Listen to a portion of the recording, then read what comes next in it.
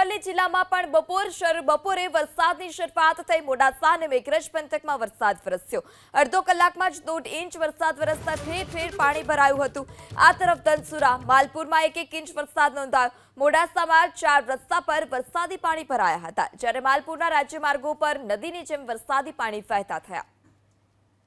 संवाददाता Devang Chaudhary phone line थी जोड़ाई चुक्या छे। जी देवांग, धनसुरा ते उपरांत मोडासा 4 रस्ता पर पण वरसादी पाणी भरावानी शरूआत जोवा मळी हती। अन्य कया विस्तार छे के ज्यां जलभरावनी स्थिति जोवा मळी?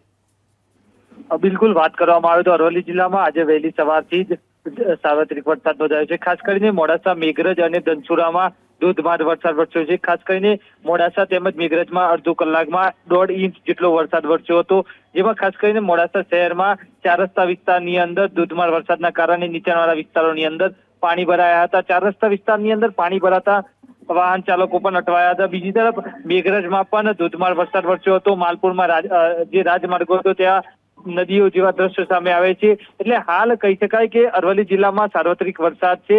હાલ મોડાસા અને મેઘરજમાં વરસાદે વિરામ લીધો છે। વરસાદ પડતા વાતાવરણમાં હાલ ઠંડક પ્રસરી છે। જી દેવાંગ, સમગ્ર માહિતી બદલ આભાર।